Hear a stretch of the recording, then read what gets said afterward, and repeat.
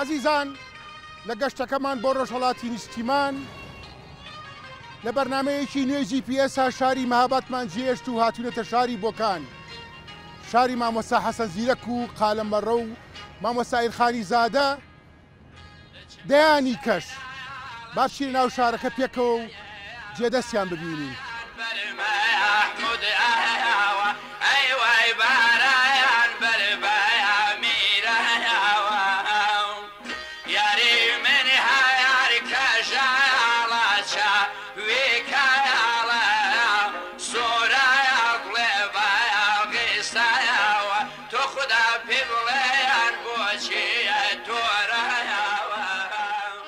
لێرە لە شاری بۆکان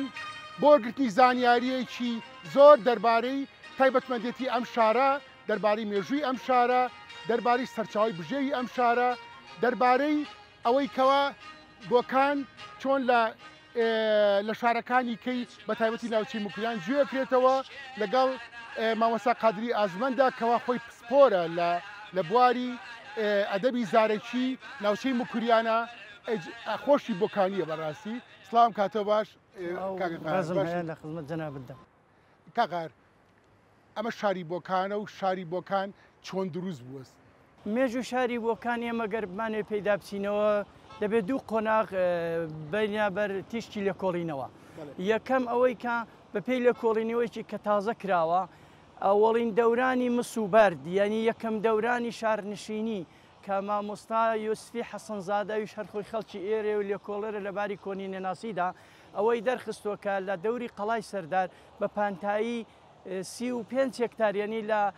خیابانی سەقزەوە لە بۆکان تا دەگاتە ماڵی کورتپورەکان و مزگەوتی حاجی عەبدولکەریم ئاوە وەک دایرەیەک. یعنی ئەگەر ئێمە لێرەین لەم چەقەوە کوێی ئەم شاراکە دەوروبەری قەڵا، دەوروبەری ئەم قەڵاکە لێ دەوروبەری قەڵای سەردار. بەڵێ بەڵێ دەوروبەری قەڵا دیارە شارێک بووە و ئەوە لە ڕووی نووسراوە و لە ڕووی ئاسەوارەوە کە تازەجی لە کۆڵێنیەوەیان کردو نەش دراوەتە دەریان ئەو شتە چەسپاوە، بەڵام کەنجێ بۆکان لە بین چۆتەوە بوو ئەوە نازاندرێ و نازانن. نێوەکەشی وەکو بۆکان من پێم وایە باشترین سەرچاوە هەر کتێبەکەی جامع التەواریخی خاجە ڕەشیدیدینی فەزلوڵڵا کە وەزیری مەغولەکان بۆ میرزاشیان بووە. زۆربەی ئەو نێوانەی وەکو جەغەت و تەتەهود دونگوز ئاختەتەر قەرەکەند بۆکان نێوی سەرداران و یا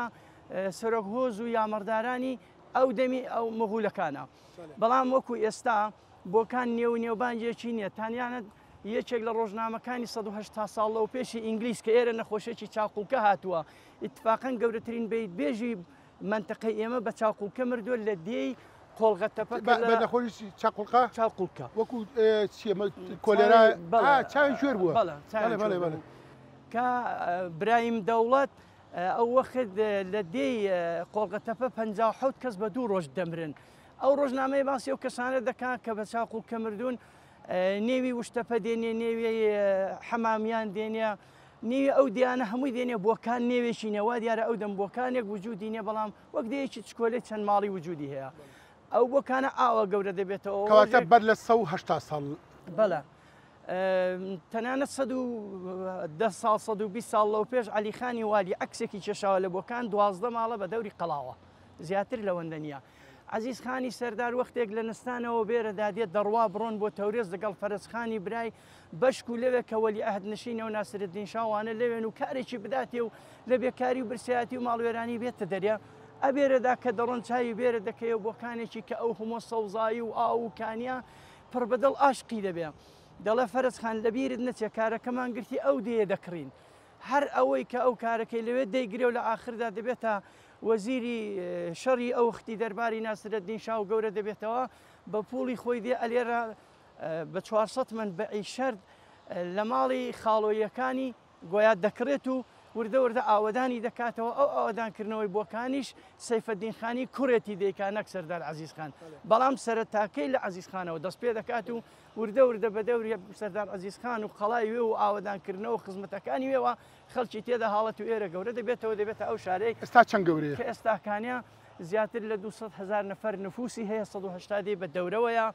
زۆربەی کار و کەسبی خەڵکەکە کەشاوەرزیە کە لە کەشاوەرزی و کشت و کاڵدا لە ئەوستانی ئازەربایجانی ڕۆژاوەدا کێرە سەر بۆ پارێزگایەیە سەرامەدا خەڵکی ئێرە دەستێکی باڵیان لە تجارەتدا هەیە و جەماعەتێکی زۆریشمان هەیە پەڕیوەی هەندەران بوون و بەڵام هەردێنەوە بۆکان و سەرۆت و سەرمایەکان زۆرتری لە بۆکان خەرج دەکەن ئێرە چونچینەوەکو شاڕەیەک وایە ئازەربایجانەکان هەتاوەکوونە باکووری ئێران پێکەوە وەسڵ دەکا و ڕێگای هەمووشۆیە ئەوەش بۆتە دەلیلێکی دیکەی کە ئێرە گەشە و نەشەی زیاتر پەیدا بکات. بەڵێ مامەسا جنابێت ئەوەنە خۆش ئەیژێڕیتەوە جا من ئێستا شتێکم بیرکەوتەوە ئەگەر هەر پسپۆرەکەشن لە بوارە لە بواری ئەدەبی زارەشیایە بەڕاستی ئیتر ئەگەر بەم زارە شیرینە بەم لەفزە شیرینە ئەدەبەکەی ئێمە و مێژەکەی مە بخوێنرێتەوە بەڕاستی چتر ئێمە پێستمان بە کتێبنی جەنابێت سەرقاڵی کۆکردنەوەی ئەدەبیات و ئەدەبیاتی زارەکیت ئیتر ئەدەبیات بە هەموویەوە ئیتر هەر لە بەند و هەر لە خۆت لە زاری خۆتەوە پێمان بڵێ ئەو شتێکەوە جەنابەت خەریکی سەرقاڵی دستا زیاتر بەرچاومە ڕووکرد. بەڵێ ئەو شتێک کە ئێستا من سەرقاڵیم ڕەنگە تەواو نەبێ من توانیمە تاوەکوونیە سێ نەسل ینی سێ بەرەی دوای خۆم بگەڕێمەوە یعنی تا 150 ساڵەوە پێش زیاتر ناتوانم بگەڕێمەوە چون ئەگەر بگەڕێمەوە تووشی هەڵەت دەم و ناشمێ ئەو کارە بکەم بەڵام هەر ئەوەی کە سێ بەرە دەگەڕێمەوە لە ناوچەی موکوریاندا ئێمە زیاتر لە 7,000 کەسمان هەبووە کەسانێکی زۆر لەو بوارەدا کاریان کردووە کتێب نووسراوە سەرچاوەش هەیە دیارە سەرچاوەکان زۆر ڕەنگە بڵێن کزن و ئێستا تازەجی خەریکە سەرچاوی باش پەیدا دەبێت بەڵام لە کۆڵینەوە مەیدانیەکان هەر کەسەکە بۆ خۆی سەرچاوە دەربارەی چی؟ دەربارەی ئەدەبی زارەکی من وام زانی جەنابێت خۆت دەست پێشکەریت لە زانیارەکان لە ڕێی زارەکیەوە کۆت کردوتە و ئێتر لە دووتێ کتێبێکە من هەرگەڕاو ماڵ بە ماڵ ئەوەی بۆم کراوە بە تایبەت ئەو ماڵانەی کە لە دێن و بێسەوادن و بۆ خۆیان هێندێک ئەهلی ئەدەبن و زەوقێکیان هەیە و دەنجیان خۆش بووە من چوم لە زاریوانە دەرم کێشاوە زۆربەی ئەوانەی کە دەنگیشان خۆشە چون بە نەس لە ئەو شتە بەرەیە بەداداشوورێکی مەیدانی کردەوە تاوەکو نەسێ بەرەی خۆی دوای خۆی توانیوە بگەڕێتەوە ئەگەر چۆتەوەێدی دەڵێ نازانم و بیستمە وەک دەڵێنی دێوەش نابێتە سەرچاوە من تاوێ پێدا چوومەتەوە بەڵام جالب ئەوە زۆر کۆبووتەوە تا ئێستا کانە ڕەنگە زیاتر لە 1000 لاپەڕە بێ بەڵام ئەگەر تاوا بێ دەزان 5,000 لاپەڕەش دەبێ و ئەو دەمیش ناتەواوە گومانی تیانە ئەبێ کەڵە هونەرمەندی گەورەی حەسەن زیرەک لە شاری بۆکانە بەڕاستی لە پلەبەندەکە پلەی یەکەم وەربگرێت و ناو کتێبەکەی توە زۆر بە چڕی باس کرێت مامۆستا حەسەن زیرەک وەک عەرزم کردن ئەو هەرچێکی بیکەم دەبێت یەک بەرەک تایبەت بەو بدرێ من ناڵم لە مامۆستا حەسەن زیرەک سەرتر نەبووە ڕەنگە بوو بێ بەڵام نا هیچمان بەدەستەوە نە تۆمار کراوە دەنجانەوەی کە تۆمار کراوە شانسی مامۆستا حەسەن زیرەک لە سەردەمی پەیدابوونیویدا مامۆستا حەسەن زیرەک تۆمار و ئەوانە پەیدا بوو خۆشی تەمبەڵی و قەڵبی نەکردووە ئەوەندەی بۆی کراوە فەقەت گەڕاوە لە دەنگ لە گۆرانی لە تۆمار شێت و شەیدا و خولیای گۆرانی بووە یعنی بەوە سوکنایی هاتۆ مامۆستا حەسەن زیرەک هەر ئەوە بۆتە هۆی ئەوەی کە کەسی ناگاتێ بەڕاستی کەس تااقەتی ئاوە خۆمان ئێستا ئێمە بەرابەر ناڵەشێنین ئیتر لێ مەزارگەیەکی بۆ دروست کراوە با بچینە خزمەتی ها بەڵەزان لە داوێنی ناڵەشتێنە مامۆستا حەسەن زیرەک نێژرا و شاری بۆکان و مامۆستا حەسەن زیرەکیش دیارە ناڵەشتێنە تەکمیلیان دەکات دەفەرموو با بچینە خزمەتی مامۆستا حەسەن زیرەک فەرموو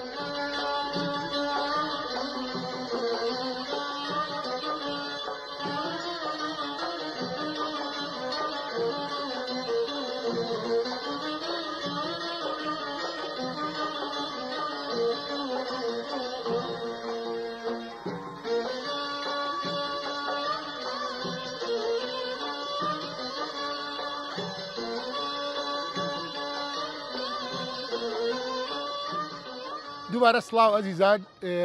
لەگەڵ کاک قادری ئازمەنە ئێستا هاتین بۆ دامێنی ناڵەشکێنە لێرە شوێنێکی جوان ڕازێنراوەتەوە وەکو مەزارگەیەکی مامۆستا حەسەن زیرەک و مامۆستا قالەمەڕا بەڵام ئیسان لەگەڵ کاقایرە لە تەنیشت گوڵکۆی حەسەن زیرەکین. پرسیارەکە لێرە ئەوەیە من ئەمەوەیە کەوا لە بواری نووسین و لە بواری خوێنەوە و توێژینەوەیە بە باڵای حەسەن زیرەکی گەورە شتێکراوە. دیارە مامۆستا حەسەن زیرەکە لە سەرەتای منداڵیەوە کە خولیای دەنگ و گۆرانی و دەنجی خۆشە دەبیستێکە لە تاران کەسانێکی لێن دەنگ خۆش بە تایبەت دەنجی ئیرج کە دەبیستە ئیرەجی هەر ئیرەجی دەنگ خۆشی کە بە نێوبانگە مامۆستا ئیرج ئەم ئیرەجی بەستامی ئەمانە نانانە ئەوانە جدیدن ئیرەجی دەنگ خۆش بە نێوبانگ هەموو کەس دەیناسێت دەچێت و لەوێ ئیرەج دەبینێتەوە دروست دەنگ و سەدای ئیرەج دەردێنە لە هێندێک لە کوتەکانی ئەوڵی بەغدایدا ئەگەر حەنجەرە دەکێشە ئەلێ ئەوە زۆرتر بە تەقلید لە دەنجی ئیرەجە کە دەنجێکی یەکجار گەورە خۆش و هێندێک شتیش غەزەلیاتی حافز و سعدین کە ئەو زەمان لە نێو ئێمەدا لەو منتەقە پێیان کتۆ فارسیات مامۆستا حەسەن زیرەک ئەوانەش فێر دەبێت. دوای ماوەیە کە ڕێ دەکەوێتە بەغدا ئەو زمانەیە کە مامۆستا هەژاری شەر لەوێ دەکەوێتە بەغدا و هەولێر و ئەوانە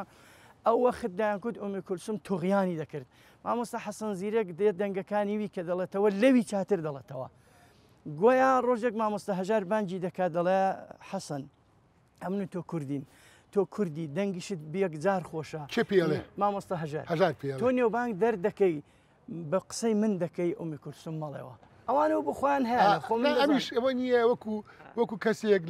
لە تاراوگەیە و ئەوێ پیشانیشی باکەوە ئەو سەقافەتە ڕۆشنبیریە گشتیە ناوچەیی هەیە و عەرەبی ئەزانێت و بۆی ئەڵێەوەی گۆراگەڵک غەنیلی شوێ ئەوڵێ بۆمبڵ لێدا بۆمبڵە تۆزەوەە ئەو بۆ خۆی دەزانێت لەسەر کوردی و لەسەر زمانی و لەسەر کوردایەتی دەربەدەرە دەیجا هەم ئەوەی ئەوان وەختێکی بخواان عرب ئومی کورسمان هەیە حەسەن زیرەک وەرناگرن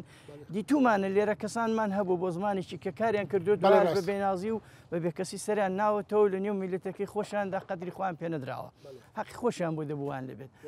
پێی دەڵێ تۆ بە کوردی بیڵە حەسەن تۆ ئەو دەنگە خۆشەتەیە لەوێ تەسمیم دەگرێەوە بە قسەی دەکات کە لە کوردی زیاتر نەیڵێ لەنا مامۆستا حەسەن زیرەک مەرزی نەناسیوە سنووری نەبووە فارس و کورد و تورک و عەرەب و عەجەمی نەبووە هەرچی پێی وا بۆ دەنجێکی خۆشە و توانیوێتی بێڵە کوێتی بەڵام بەداخەوە مامۆستا حەسەن زیرەک بووە لە ئاواز پێ کاتێکی گەورەی پڕ بووە لە ئاواز ئەسەن یەکێک لە هونەرەکانی حەسەن زیرەک سنوور پەڕاندنە ئەوە کوردە و عەرەبە و عەجەمە و هیندی و ئەوەی نەزانیەوە هەر بە دەنگەشی نەی کردووە ینی وەکو دێوانەیە یا و قەرەژێک سنوورەکانی چووە بۆ ئەوێ و هاتووەتەوە و دوای ڕۆیشتووە بۆ ئێرە و بەردەوام لە شوێنی نەگیرسا ئەگەر لەباری هونەریەوە مەرزپەڕێن بۆ لەباری کردەوە بۆ خۆشی هەر ئەوە بوو ینی شەیدا و خولیای گۆرانی بووە ئەگەر لە کەسێکی بیستبە بیان کوتپایە لە فڵان جێگای بەغدا کەسێکەیە مەسەلەن بۆمبڵە تۆزە چاک دەڵێ لێرەوە حازر بۆ بە پیان بچێ جۆی بۆ ڕابگرێ و فقط بەندێک دوای بەندەکەی دی لەوی چاتر کوتۆ ئەم کابرایە شتێکی نەخوێنراوەت و دیوێکی زۆر جوانی بۆیە کە باسی حەسەن زیرەک کرێت ناکرێت ئێمە هەر بە دەنگی خۆشوە بەڕاستی ئەم کەسایەتیە ئەم کاراکتەرە ئیتر کۆمەڵی خەسڵەتی زۆر جوانتیەوەی چێ لەوانە دەست و دڵگەورەیی کە وەختێکە لە کرماشانە بێت و ئیتر ئەو ساحاڵی باشە بێت و کە میوانەکانی مامۆستا حەسەن جەزراوی و عارفی جەزراوی و عیسا و ئەمانە کە ئەچین بۆ لای چەند جوان باسییانەکە یان جەناب زانیاری لەسەر ئەو خەسڵەتە جوانی حەسەن زیرەک شتێکت فەرموو بە تازە تیکەیەک جوابێکی ویش بدەمەوە خزمەتتان مامۆستا حەسەن زیرەک ئەو گەورەی کە لە خۆی تۆماری کردەوە بەشێکی زۆریشی نەبیندرا و نەکوترا و ناژبیندرێتەوە تازە بەڵام لە هیچ کۆ حەقی خۆی پێنەدراوە دیارە مامۆستا حەسەن زیرەک جێگای ڕێزی خاص و عامە تەنانەت لە نێو عەرەب و عەجەم و فارس و تورکانیشدا مثالێکی چکۆڵە بژێرمەوە ڕۆژێک کە دەچێ بۆ تەورێس ئەو خانمە کە کۆنسرتێک ئیزرا دەکەوە گۆرانی دەڵە و گۆرانی جوێلدر دەچێتەوێ و دەچێتە سەرسن و لە حەسانەوەیەکدا دەبن دەچێت لە سەرسندا دەنیشە پێ دەڵن دەڵە و خانمە ئەندێتەوە ئیزرای هەیە ئای بە لێردا منیشە دەڵێ بۆ دانیشم مش گۆرانی دەڵم دێتەوە پێی دەڵە فاتمەی زەرگەری دەڵێ فەرموو مامۆستا دەڵێ من حەسەن زیرەکم و هاتوشم گۆرانی دەڵم دەڵێ زۆر چاکە بە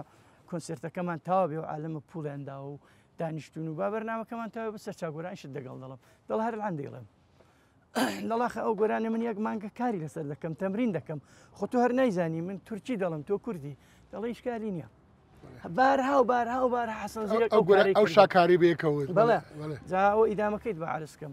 دەڵێ ئەو کە دێڵە جولدورمەنی جولدور بە تورکیەویش دەڵێ پێ بکەنە بابەت بینم ئەو بە تورکی تەمرین کردو ئەویش دەیکاتە کوردی خۆی و کە قەتیشی تەمرین لەسەر نەکردو هەلا ئیرتیجالی لەکسەر بۆی هاتووە بۆ خۆی دەڵێ ئەو خانمە دەڵێ ئەو کۆنسێرتەی من سی بەرابەری کۆنسێرتەکانی دیکە لە تەورەس فرۆشرا ئەو حەقەی لازمی خۆی لێچکۆ پێنەدرا بە تایبەت لە بۆکان غەریب و قاچاغا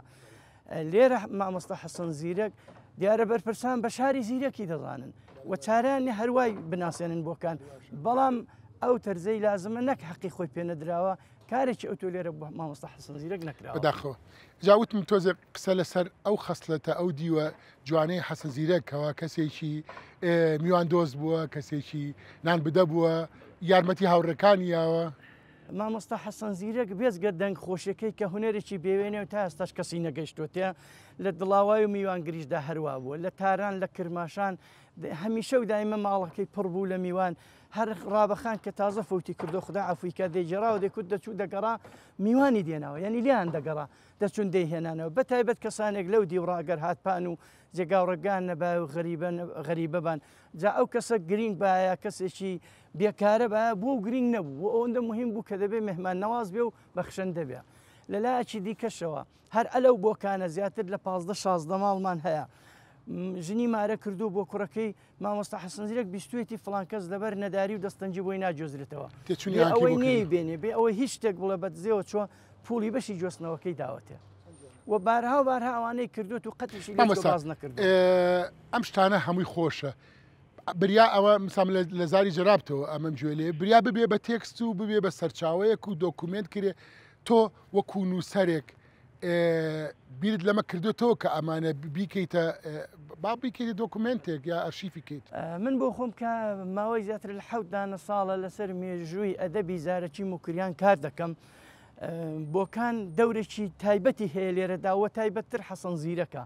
من لەسەر هەمویان دەتوانم کارکەم ئەگەر دەگەمە حەسەن زیرەک ڕادەوەستم یعنی ئەو کارەی من کەلعانەکانێت تەواوی کەم ڕەنگە 5 بەرێک تا 7 بەرێک بگریا هیچ چارەم نێ بێ حەسەن زیرەک تا قەبەرجێک بێەوە دیار حەقی خۆیەتی لەبەری بەس بەتەنا گۆرایی نەبووە لای ئەم بەڕاستی فەرهەنگی زمانە دەتوانی بێتم بەو بەرگە حەقی خۆی بڕێک پێ بدەم قوربان دەستان خۆش بێت دیارە قسەکردن لەسەر ئەم شاخە لە با بڵێن ئەم کێوە گەورەیە لە ناو هوەری مۆسیقای کوردی و هەتا لە ناو میلەتەکەیە بەڕاستی چەند لەسەری بدوێی کەمە ناگەنە ئەو باڵا بەرزەی کە ئەم هەی بووە ئیتر هیوادارین کە لە دوجارە بە دۆکومنت و بە کتێب و بەمانە بۆنەوەکانی داهاتوو بۆی کەوا ئەمیش لەبیر نەکرێەوە کەوانیکە هیوادارم قەدری مامۆستا حەسەن زیرەشێکی کە هەمومان پێی قەرزدارین هەرچەند تەواوی ژیانی خۆی ینی ژن منداڵ حیسیەت شەڕەف سەروەت پوڵ حەسانەوە تەواوی هەمووی حەوادا فقط بۆ گۆرانی یعنی هوەری دەنگ دیارە زۆر شتن ئەو بە تەنیا لەسەر گۆرانی کار کردووە و بەشی ئەوەندەی تێدا موەفەق بووە کە کەسی نەگاتێ زۆر سپاس کاکە قارجان ئەزەی کێشە بەڕاستی من زۆر خۆشحاڵ بووم زانیاری و زۆر بوو بریا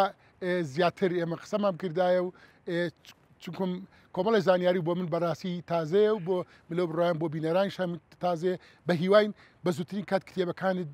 بە چاپ بگەینت و یا بابڵێن چاپ کرێت و بۆی کەوای تر زیاتر بزانین.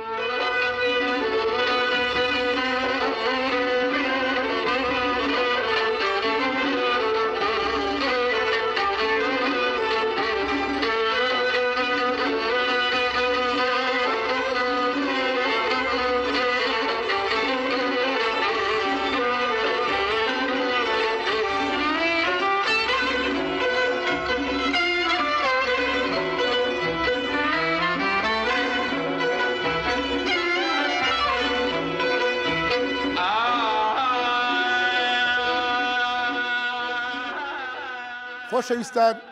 بە دووری 6 کیلۆمتر لە شاری بۆکانەوە هاتوونەتە دێی حەمامیان. دێی حەمامیان مزگەوتی حەمامیانی لێ و ئەم مزگەوتەش شوێنەوارێکی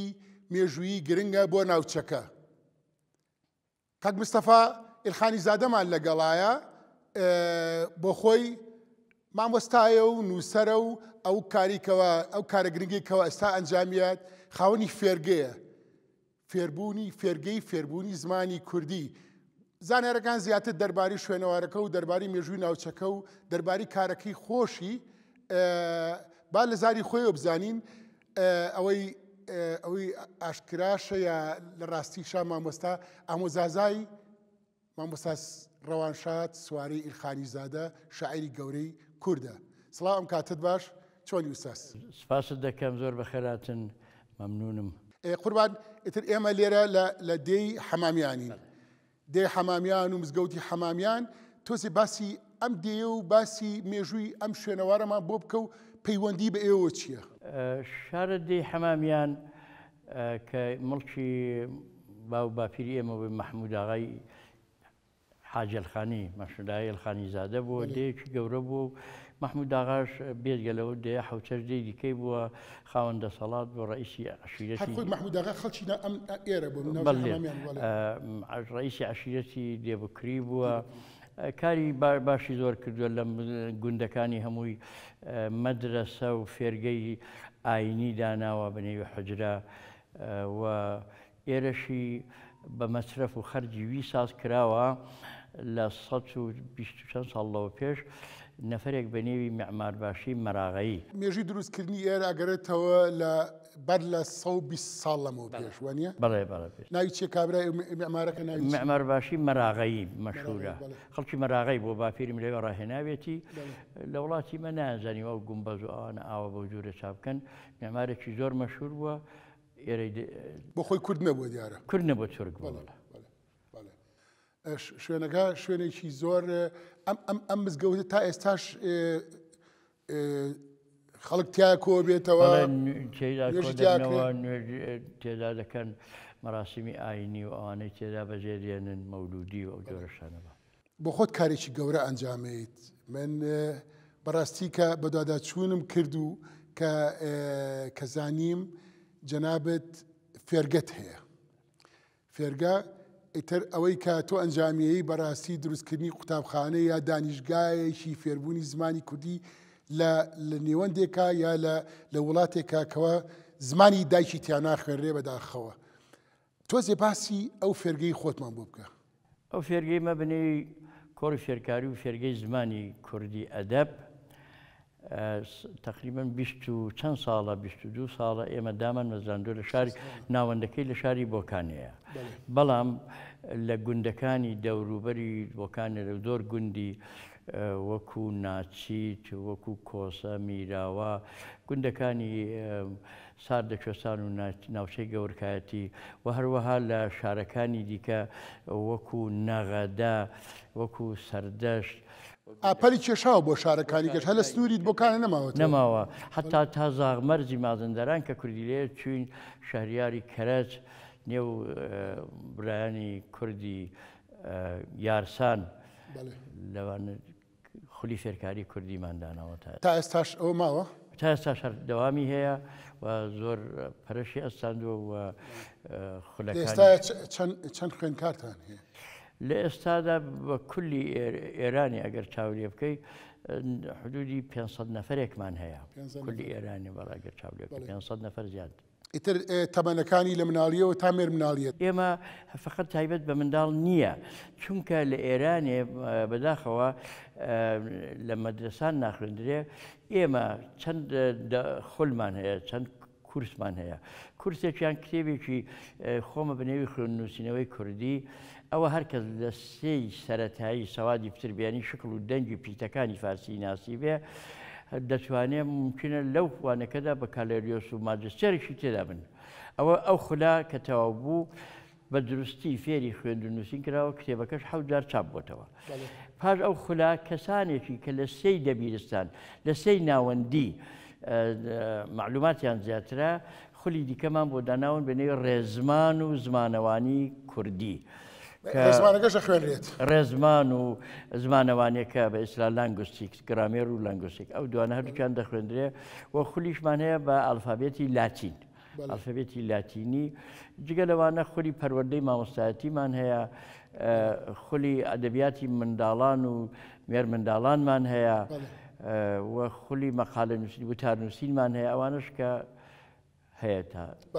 ئەمەسە سەرچاوەیەکەیە کە ئەم مناڵانە یان ئەم مامۆستانی کە خولەکانیان بۆکەنەوە سەرچاوەیەکی فێرکردن یا سەرچاوەیەکی ئاموزەشی هەبێت کە ئەمانی لەسەر وەکو بنەمایە وەربگیرێت ها لەبەر دەستیانە وەڵا ئێمە کە ئەومان خۆناغانەمان هەیە خوێن نووسین و ڕێزمان و ئەوانە بۆ کەسانێک کە لە بە ئیستیلا دیپلۆم بۆ سەرێبن ئەوانە بێژگەلەوە خۆلیان بۆ دادنین بۆ ئەوەی چۆن تەدریس بکەن لەو خولانەدا ڕەوان ناسی منداڵ دەروناسی منداڵ چۆنی فێرکاری بۆیان پێیان دەڵێن بۆ ئەو کەسانە پەروەردە دەکەین کە بتوانن خولەکانی فێرکاری ئیدارە بکەن کە ئێمە معلمان زۆرە لە منتقەیدا زیاتر لە 40-50 نەفەر ئەگەر بە کولیوانە حسابی هەمانە ئەوانە ئەو خولەیان بۆ دادنین کە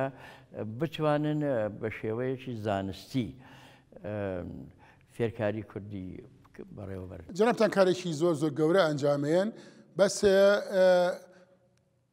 پرسیارەکە ئەوەیە ئێمە لەم ناوچەیە و ڕەوانشاد ئیلخانی زادەش لە ساڵانێکی با بڵێن بەر لە چەند ساڵێک لە نەوەیەکایە وا بزانم پێش شۆرشی کۆماری ئیسلامی ماڵاوایی کردووە. وانە ئەم ناوچەیە تر ناوچەی ئێوەیە ئەی ئارامگاکەی لەم نزیکە هەیە بچی سەر ئارامگاکەی لەو نزیکەیە و جێکە پێی دەڵێن گۆڕستانی گومبەزانی حەمامیان لەوێ نێژراوە ئەو گومبەزی ئەو گۆڕستانی تایبەتی ئەو بنەماڵەی بە ئیستیلا حاجەرخانی ئێلخانی زادەکان و موحتەدیەکان و عەلیارەکان و ئەوانەیە ئەو گومبەزەش کە لەوێ سازکراوە پێش ئەو مزگی تقریبان پێر ئەو مزگەوتەیە لە 130 ساڵەوە پێش ساز کراوە و عدەیەکەوە هەر لە نێو گومبەزەکەی دانێژراون عدەیەکی دیکەش کە چەند دوورە لێرەوە مامۆستا؟ لێرە تقریبان 400-500 میتر. ئایا دەکەواتە ئەتوانین بچین سەردانێکی بەزارەکەی بکەین؟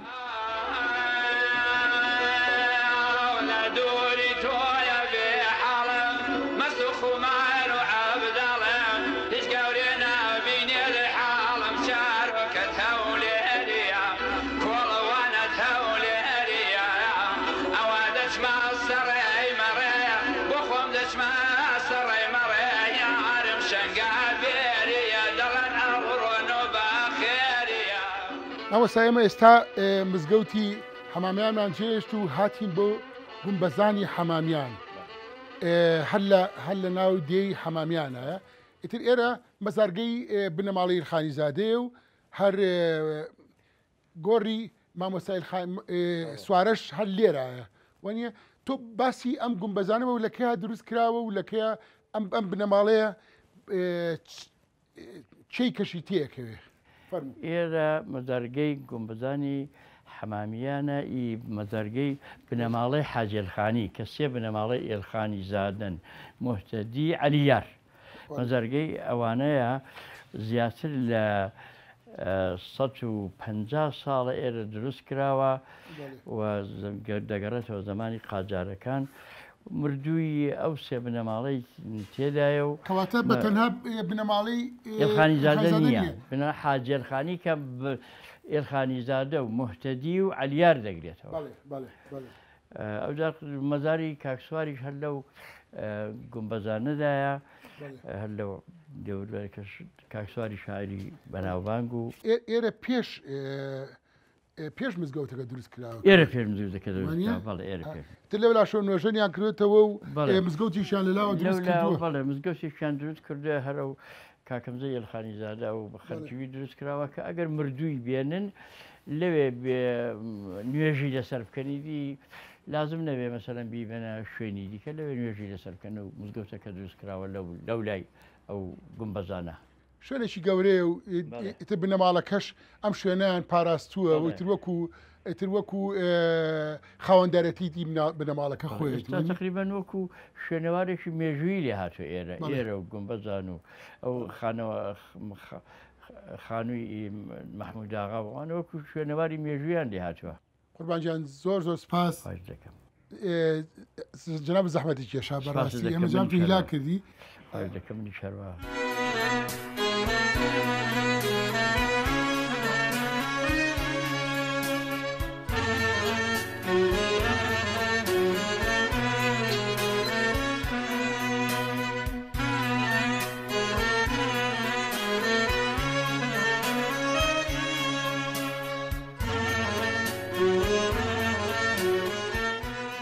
خۆشەویستان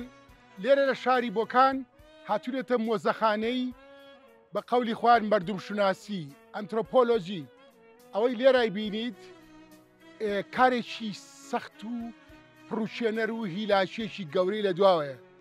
ئەوەی کەوا ئەم کارە گەورەی ئەنجاماوە کاکە عوسمانی ڕەحمانزادەیە. سڵاو کاکە عوسمان ئەم کاتۆ باش. سەلامە قوربان بەخێر بێ. کاکە عوسمان ئەم کاری کەوا جەنابێ ئەنجامایەوە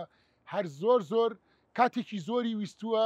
پێدەچێت تێچوونێکی زۆری ویست بێ ئێتر ئەمە عاشقێکی زۆر گەوری لە پشتەوەیە ئەمە چەندی پێچوو ئەم کارە من لە پێشا پێتان دەڵم بەخێر بێن چاوم زەحمەتان جەشاومتان بەسەر کردوێتەوە. ئەو کارەی من کارێکی خوددادادیە کارێکی علاقەیە دەنا نە ئوستادێکم وە نەکەس پێی کتوم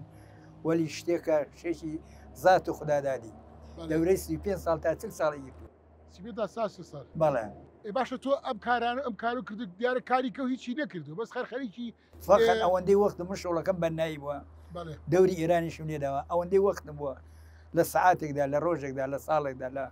2 سعاتدا فقط داریشم کارم کردووە دەورەی 10 ساڵم کار کردووە کەس بەو کاری منی نەزانێت مەگە خانەوادەی خۆم یا میوانێک ئیتر ئەوانی کە ئێمە بینیمان سێرێکمان کرد کۆبڵە چیرۆکن تۆ بە چیرۆکەوە مامەڵە کردووە نەک فیگەرەکان یان ئەو پیکەرە بچکۆلەکان ڕام پیکەرە گەورانی کە ناو باخەکە دروستی کردووە هەمووی چیرۆشی کوردەوارین ئەو شتە دیقەتی دێتە مەشاکردنەکەی ینی تەواوی تا دەچی ئەو سەر هەمووی گریانیش تێدا پێکەنینی تێدا قسەکردنی تێدا هەمووی لەگەڵ ئینسان قسە دەکە هەمووی زوندووە هەموو ڕابردوی خۆمان هەمومان دیوە ئەو ڕۆکردنەوەکان ناندیوەلی بخۆمان ئەو 30 ساڵیەمە کولەن و کارێتیدا گەورە بووینی دیوانە ئەم ئەرشیفکردنێ بۆم کەلەپوری کوردەواری خۆمان بۆ داهاتووبوونەوەکانی داهاتوش ئیتر با بڵێن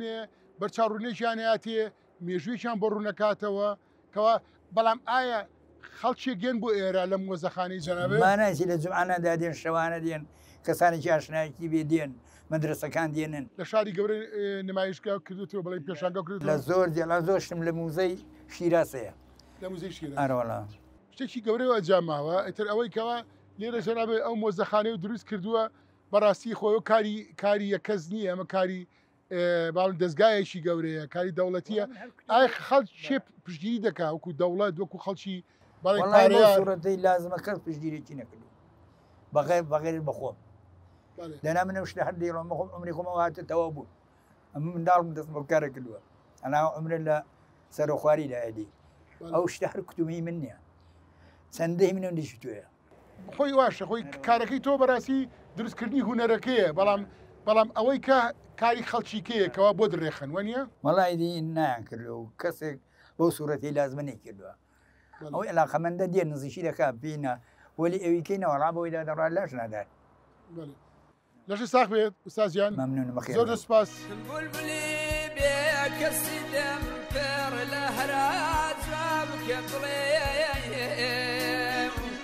تۆ دەبێ هەر قفسیری بەشوابڕاوە بڕۆ چاستێکی خۆشەویستان لێرە لە شاری بۆکان لە فێرگەی مۆسیقای دیلان گروهی مەجلیس ئۆرکێسترای بۆکان بەڕاستی عەزف بۆ بکەن و ئەم ژنو بۆ پڕکەن لە ئاواز من لێرە لەگەڵ کاخالید بەڕێوەبەری فێرگەکەی و بەڕێوەبەری گروهی ئۆرکێسترایە مەجلیس ئۆرکێسترایە ئەمێت دەربارەی ئەم فێرگەیە هەنگێ قسەمان بۆ بکات و دوایش ئەچینە لای کاکفەرات فەرادی مەحموودزادە سڵاو بکاتان باش چۆن هاوڕێن دەستان خۆش بێت جەنابێ دوو بەرپرسیارەتی هەیە لێرە لەناو ئەم گروپەیە بەڕێوەبەری ئەم فێرگەی مۆسیقای دیلان سەرتا باسی ئەوە بکەین ئەم فێرگەیە چەند گەورەیە تەلارەکەتان زۆر جوانە تەلارێکی کۆنی بۆکانیە دیارە بەس جوانیش نۆژەنتان کردوێتەوە بەڕاستی ئەوەی کە بۆ من کە هاتمە ژوور و مای دڵخۆشیم بوو باخێکی جوانتان هەیە و دیارە لە هاوینێکا سێبەرێکی زۆر چاکتان هەبووە. سپاس. چەند گەورەیە ئێرە ئەم فێرگەیە مەبەستم ئەوەیە کاڵم چەند گەورەیە یعنی چەند خوێندکارتان هەیە خوێندکارەکانیش ئەوانیش باڵی شاگرد خوێندکارەکان لە بواری ئامێرە جیاجیاکانایە یان ئامێرێکی دیاریکراوە ئەوانی کەنە. لە پێشدا بە خێراتنی ستافی کوردستان دەکەم بۆ شاری مامۆستا حەسەن زیرەک شاری بۆکان زەحمەتان کێشا سەرچاوم. فێرگەی موسیقای دیلان وەکو فێرخواز تقریبا 200 فێرخوازی هەیە بۆ هەموو ئامێرەکانە نەک بڵێن هەر بۆ ڤیۆڵۆنیا کلارینێت هەموو ئامێرەکانمان لێرە هەیە و ماوەیەکی زۆریش نییە بەڕاستی دامەزراوە ئەم فێرگەیە هەر ساڵی 1402 ینی تقریبا ماوەیەکی زۆر نییە. فێرخوازەکان هەفتەی 3 جار دەرسە خوێنی هەفتەی چەند جار دەرسە خوێنن؟ نا هەفتەی 1 جار دەرسە خوێن لێرە. 1 جار کەم نییە مامۆستا؟ 1 جار گشتی نییە بڵێ هەموو فێرخوازەکان بێکەوە دانیشن لەسەر کلاس هەر کەس کاتی خۆی دێت و مامۆستا لەگەڵ خۆی کار دەکات ینی لەو تۆ لە جارێکا سعاتێکی ئەیتێ ئیتر ئەبێ چاوەڕێکا تا هەفتەیەکی کە جارێکی سعاتیشکی هەر بەگشتی هەموو فێرگەکان لە ئێران بەم شێوەیە ئەم فێرگەیە من هەموو جارێکە بینم بەڕاستی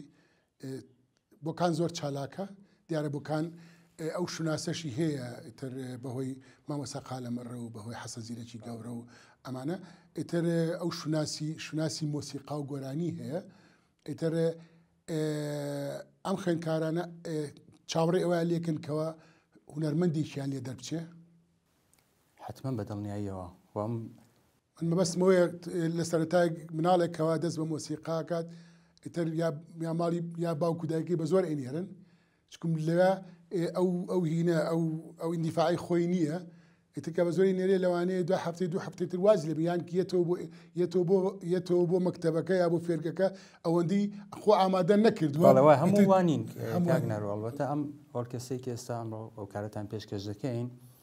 هەر ڕۆژێک لە شاری بۆکان لە فێرگەیەکی ئاوا دانیشتن و فێرخواز بوون ئێستا وەکو گروپێک ئێمە بەیەکەوە دانیشتین و زیاتر لە 13-14 ساڵە بەیەکەوە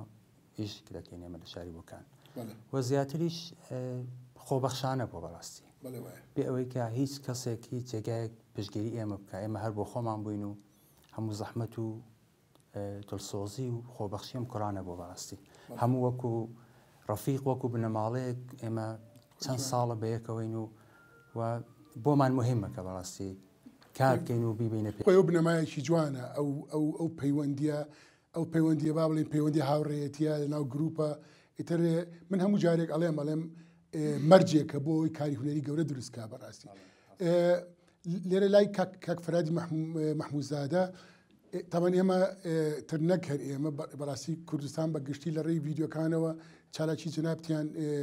دبینی لەو چەند ساڵی دواییە کە لەگەڵ گروهی پاییزە بەڕاستی ئەو چالاکیانت هەبوو ئیتر ئەمیش مای دڵخۆشیمانەکەوە بەڕاستی لەو مناڵانەیە هەستەکەی شتیان لێ دروستە بێ ینی جوان پەروەرداکرێن ئێوەش ئەوتان بۆ ئێمە سەلمانووە گروهی پاییز بەرەو کوێ ڕۆیشت بەخێراتنتان دەکەم زۆر سپاس بۆ سەرنجتان ئەوە گەورەی خۆتانە کە وای دەبینن ئێمە بە پاڵپشتی هاوڕێیان و خۆشەویستانی وەکو ئێوەی بەڕێز و هەروەها مامۆستایانی وەکو کاک خالیدی مادەوی و هەروەها مامۆستایانی فێرگەی پاییزە ئێمە هەر بەردەوامین و بەردەوام بیر لەوە دەکەینەوە کە ئیشی جوان و پڕفشناڵ پاییزەش فێرگەیە یا گروهە منۆم زانی گروهە بەڕاستیانی یانی دوو فێرگە ئێوە بەرامبەر یەکتری وەستاون و پەیوەندەکان چۆنە پاییزە بە خۆی فێرگەیەکی جیاوازە بەڵام بە خۆشحاڵیەوە ئێمە زۆر شتمان بێکەوە تێکەڵاوە و ئامانجەکانمان لەسەر یەک ڕێگا دەڕواتە پێش بەڵێ ئەمە بنەمایەکی زۆر جوانە کە ئەو پەیوەندیە هاوڕێیەتێ لە کاری هونەریە دروست ببێت جەنابیشتان وەکوتم ئەو کارتان جوانەجام دەستیشتان خۆشێ بەڵام ئێستا ئێستا لەگەڵ ئەم هاوڕێیانە تیپی با بڵێن تیپی ئۆرکێسترا مەجلیس مەجلیس ئۆرکێسترای بۆکانە جەنابێ لەوێ شەر سەرۆکیت ئەم گروپە لەکەیە دروست بوو؟ ئۆرکێس مەجلیسی بۆکان لە ساڵی 1389 دروست بوو. تقریبی 13 ساڵ 14 ساڵ لەمەوە هەر لە شاری بۆکان و لە پێشە 3-4 نەفەر بووین. وردە وردە کارمان کرد و جەماعەت هاتن و یارمەتیاندا و هەموو تێکەڵاو بووین و کۆنسرتێکی زۆرمان لە شارەکانی وەک بۆکان، سەقز، سەردەشت، بانە، هەولێر ئەمانە بووە. بەڵێ لەوێشە کۆنسرتمان بووە، ئەلبەتە وەکو ئیجرایی تەلەڤیزیۆن. لە کۆنسرتەکانە کە بەشداریتانە یا بەشدار بوون یا هەر کۆنسرتەکە تایبەت و بە خۆتان؟ تایبەت بە خۆمان بووە. بە چەند تراک دابەزین؟ بە 8 تراک دابەزین؟ فەرقی بووە. خاوەنی ئەلبومێک هەنیان جارێنە وەکو ئەلبۆم نا وەکو تەکتراک بوومانە. بەڵێ وەکو ئەلبۆم نا وەکو ئەلبوم نا. دەستخۆش من زۆر خۆشحاڵم ئەجزەکان بەڵامی تر لەگەڵ تیپی ئۆرکێستری ئیسا ئەو شانسەم بۆ دروست بووە. بەڕاستی لێرە لە شاری بۆکان، شاری مامۆستا حەسەن زێرێکی گەورە، لەگەڵ تیپی ئۆرکێستری تیپی ئۆرکێست مەجلیسی بۆکان حەزەکەم گوێم لە حەسەن زیرەکیە بەڕاستی.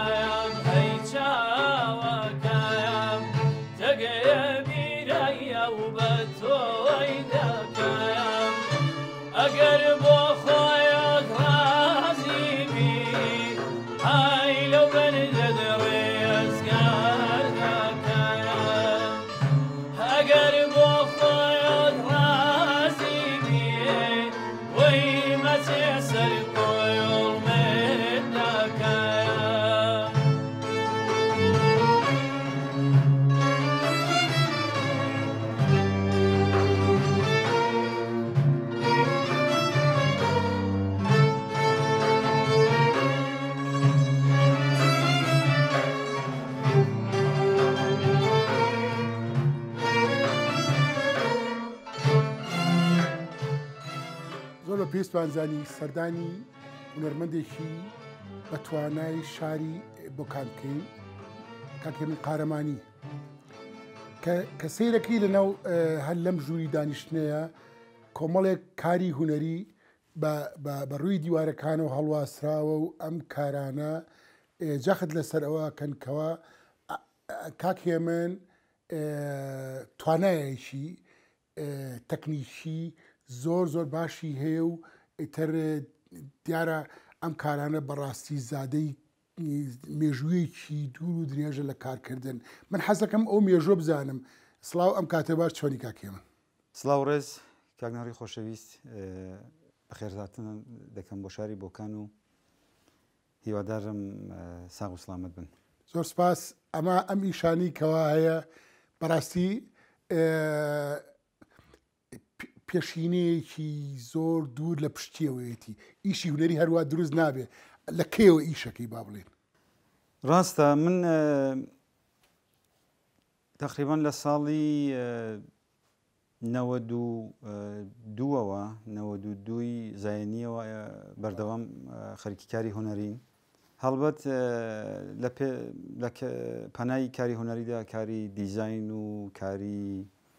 ئینتەریۆر دیزاین و خۆت دەرچووی ئەکادمی هونەرە جوانەکانیت یان با چاکتر بڵین هونەرت خوێنووە؟ من ئینداستریال دیزاینم خوێندووە، یعنی دیزاینی پیشەی، بەڵام لە کۆلێژی هونەرە جوانەکانی تاران. یان ئەمە خولیایەکی خۆت بوو کە چۆن بێتە ناو دنیای هوەریشەوە. لە ساڵانی 1992دا ئێمە لەگەڵ هونەرمەندی گەورە مامۆستا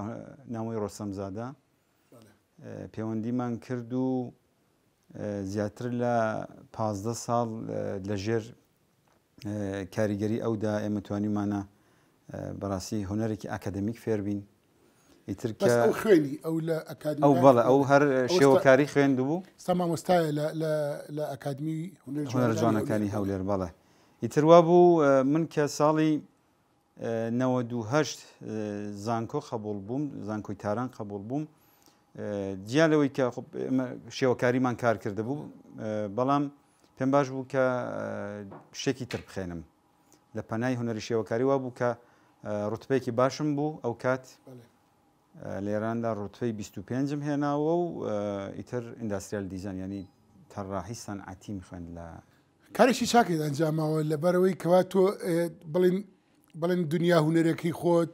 گیان هوەرەکەی خۆت فراوانتر کردووە هەر لە سنوورێکی دیاریکراوە قەتیز نەماویتەوە بۆیە ئێستا من ئەبینم کەوا لە کارەکانتە تۆ بەس بە تەنها بەسە نیگار کێشان ناکەیت پرۆژە ئاسان مامەڵە لەگەڵ هوەری نیگار کێشان ناکەیت پرۆژەکانت چین؟ ئەوەی کە من ڕشتێکی کەم خوێند بوو بەهۆی ئەوەی کە من زۆر لەگەڵ مەتریالەکان پەیوەندی باش بگرم، ئیتر نەبوو بەلەمپەر بۆم کە تەنیا و تەنیا لەسەر کانڤاز یا لەسەر کاغەز بێم کار بکەم. بە زۆر شتی جۆراجۆر کارمان کرد، تەنانەت پیکەرسازیشمان هەر کار کردووە، کار بە ئاسن، کار بە دار، کار بە زۆر شتیکە، کاری کانسێپچوال. ئیتر لە هەر ئێرە ئەوەی باشە زۆربەی هونەرمەندانی ئێرە ڕۆژهەڵات لە یەک کاردا ناتوانن بمێننەوە بەهۆی ئەو بارودۆخەکە. ئێستاکە من ئیشی ینی کاری خۆم لەگەڵ کاری هوەرەکەم هێندێک نزیکە و جیاوازیش هەن. بەڵام ئەو شتێکی باشە تۆ بڵێن دەروێکی کە دۆزیوەتەوە هەر هوەرە، بەڵام ئەم هوەرە تۆزێک ئەچێتە ناو دنیای کۆمێرسەوە با بڵێ ئەچێت ناو دنیای بزنس و پارەپیاکردنەوە، بەڵام دوجار هەر هوەرە و گرنگ ئەوەیە تۆ خۆت تایە بەختەوەریت سەرچاوەیەکی بژێوی خۆتی تیادابیرەکەی. بەڵام من لە هوەری شێوەکاری و هێلکاری خۆمدا خەت بە شوێن بیزینس نەبووم، ینی هەمیشە ئەوەی کارم کرد بۆ خۆم بوو. لە زۆر لە فستیواڵەکان بەشداریم کرد، چ ناوە چ دەرەوە زیاتر لە 50 پیشانگای تاکە کەسی و هاوبەشم هەبووە. بەڵام ئیتر ئەوەی کە بووە زیاتر بۆ دەربڕینی هەستی خۆم و هەندێک پرۆژەی ژینگە پارێزی بووە، هەندێک پرۆژە لەسەر ئەنفال بووە، لەسەر هەڵەبچە بووە. ئیتر کە ئەبینم کاری شێوەکاری ناتوانێ زۆر شت دەرببڕێ، دێم هەنابم بۆ کاریکاتۆر. کاریکاتێری چیەکەی؟ پرۆژەیەکمان شەژمانگێکە دەست پێ کردووە لەگەڵ سنتەرێک بەناوی کۆرتشاپ، هەمووی لە تۆری مەجازیە؟ بەڵێ لە تۆری مەجازیدایە. من پرۆژەکەم بەو جۆرە پێ ناساندن کە وەک ناودارانی کورد چ لە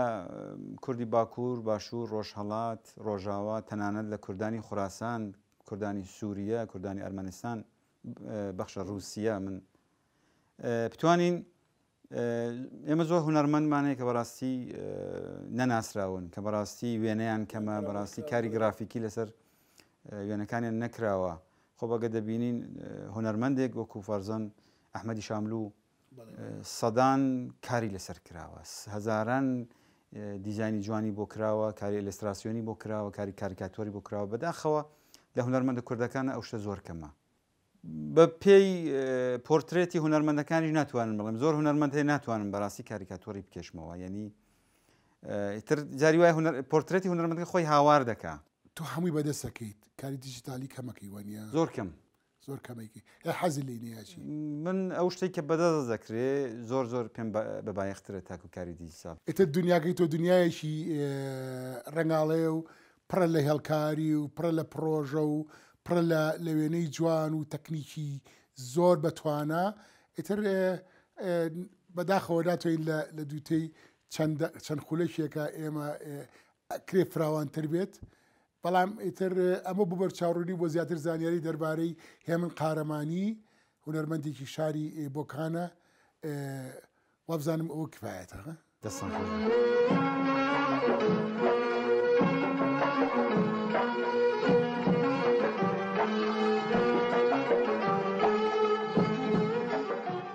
ئازیزان لێرە لە بۆکان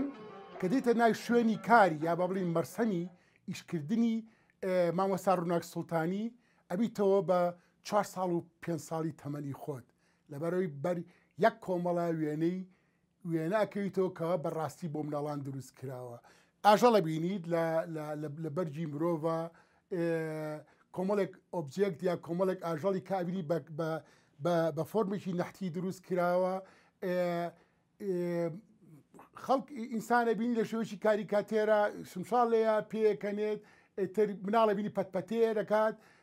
من حەز دەکەم ئەمە بەڕاستی لە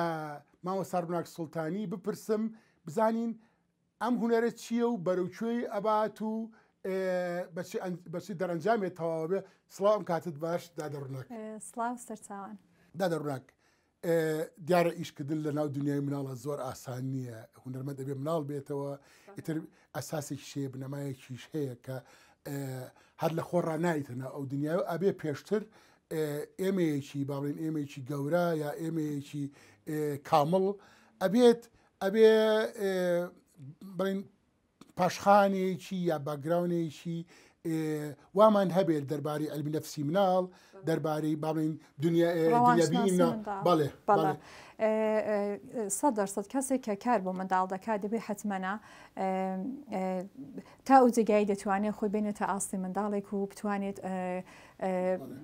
ئەو ئرسباتە بەرقەرار کات کە منداڵ دوایی وەختێک دەقەکە یا تەسویرەکەی دیت حسێکی تایبەتی هەبێت و خۆی نزیکاتەوە لە ئەحساسی نزیکایەتی و خزمایەتی بکار لەگەڵ فەزای کارەکە بەڵێ ئەو شتە زۆر پێویستە لەبەرەوەی جەنابی شت لە فێرگەیەکی موزیکژەنینی شای جەنابێت ئەمیری فلوتە ژەنیت هەر خوێنکارەکانش خوێنکاری مناڵن وانە ئیتر ئەوێت ئەو ارتیباتە لە بینی تۆ مناڵەکانە بۆیکەوە میل ئەو حەزیت یا دروستکەی لە ناو دنیای هونەرە یا دنیای ژەنینە ئیتر دیارە لە بوارەکە سەرکەوتوو دیاری خۆت سپاس مەمنون بەو هیوایە بینن لای کارەکانەوە کارەکان ئێستا ئەبینم لێرە کەروێشتێکە جلی کوری لەبەرایە و لە ڕۆڵی جوتیارێکایە و لێرە خاتونێکە بەڵامیش کەروێش کە لەوانەیە جێژوانێکە چاوەڕێی خۆشەویستەکەیەکە وەنیە ئیتر ئەم چیرۆکانی کە ناو ئەم فیگەرانەیە هەیە ناو شتەکانە هەیە تۆ خۆت بیری لێ کردووەتەوە یان داعانیشی بیرکەیتەوە کە چیرۆک دروستکەی یان داعانشی بیرکێتەوە کە فیگەر دروستکەیت چیرۆکەکە پێم دەدرێت من دەیخێنمەوە ئەزام تۆ ئەو شتت پێوتم بەڵام وێڕای ئەوەش هەوڵی کە چیرۆکی خۆ بەڵێ کاراکتێرەکان تا ئەوجگای بتوانم بۆ خۆم بیری لێ دەکەمەوە و بەستگی بۆ فەزای کە بۆم هاتووە بۆم جێکەوتووە من دەستم کردو بە کێشانەوەیان سا پرۆژی داهاتوو چییە؟ ئێمەزەوەیکیان کار پێداوم بۆ ئەڵبەتە بۆ منداڵانی کە لە ئەوروپان بۆی کە زمانی دایکیان لە بیر نەچێتەوە مەجموعەی کتێبن کە کتێبی کاریشی لەگەڵا ئەمن خەریکی وێنە کێشانەوە بۆ مەزموع زۆر جوانە کە لا لەو مناڵانەش کراوەتەوە ئیتر لێرە چاپەکرێت و وڵا سەرێکی لێرە چاپ دەکرێتەوە سەرێکیش بێنەکان دەنێرم بۆ خۆیان لەوێ لەگەڵ چ زمانێکات تۆ بە زمانی کوردی هاوتایەکەیت وا بزانم هەر ئینگلیزیە هەر ئینگلیزیە قەت بیرێک کردوێتەوە کەوا ڕۆژەژان شتێکی ئەنیمەیشن ئاسا بکەیت زۆرم پێخۆشە هەر لەبەرەوەش کارهای ئاوا پیکەرە ئەوانش دەستم پێ کردووە زۆرشم پێخۆشە کە حرەکەتیان پێ بدەم ئەوانش لە بەرنامەهای داهاتوودا هەیە هەر بۆ هیوایە بەڵێ زیاتر بە تکنیکی پاپیێماشە کە کاغەزە لەو تکنیکی استفادەم کردو فقط بۆی کە ماسوولکەکان و ئەوانش بجوولێنمەوە سەرێک ئاوا بەرنامەهایکم هەبوو لەبەرەوە خەریکم وردەوردە دەست پێ بکەم بۆ حرەکەدانی ئەو شتانی کە دروستیان دەکەم ئەم شتانە زۆر جوانە لەبەر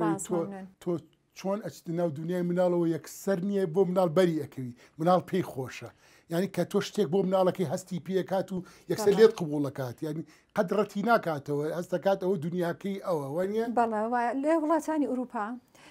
ڕۆژهەڵات زۆر ئەهمیێت بەکاری منداڵ دەدەن من هەمیشە ئەو گۆشەیەم دەزانی کە بڕێک فەقیر کەوتووە لەبەرەوە هەمیشە حەولم داوە ئەوەندەی کە توانیمە پێم خۆشە منداڵانی کوردیش بەشدار بن لەو شتە جا حەولی خۆم دەدەم ئینشاڵڵا کە باشتریش و باشتر بتوانم خۆم نیشان بدەم لەو بابەتە من زۆر سپاسی جراب ئێمە بەڕاستی لە کاتمان گرتیت توابزەم تۆزێککارێ بچیت دوو تەلەبەت هەیە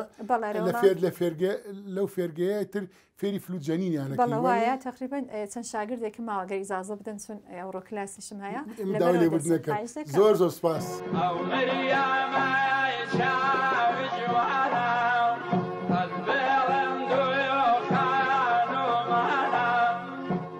خۆشەویستان لێرە کۆتایی بە بەرنامەکەمانی هێنین لە شاری بۆکان هاوکات کۆتایی بە گەشتەکەشمانێنی لە ڕۆژهەڵاتی نیشتیمان بە خەمێک و بە دڵخۆشیەکیشەوە ئەگەڕێینەوە بۆ ماڵەوە لێرە من ئەمەوێت بەڕاستی ئەوە بڵێم ئاماژە بۆ ئەوە بکەم کەوا لەم گەشتەیە ئێمە چەند خۆشحاڵ بووین بە دروستکردنی بەرنمەیەک بۆ GPS ئەوەش خۆشحاڵ بووین بەوەی کەسانێکی زۆر باشمان ناسی کەوایە هەمیشە یارمەتی دەرمان بوون کار ئاسانیان بۆ کردین میوانارەتیان بۆ دیارمش ئەمەش خەسڵەتێکی کوردەواریە بەڕاستی ئەم هەموو خۆشەویستی لەگەڵ خۆمانە هەڵەگرین و ئیتر لەگەڵ خۆمانە ئایبینەوە تا بەرنمەیەکیکە تا گەشتێکیکە کاتێکی شات.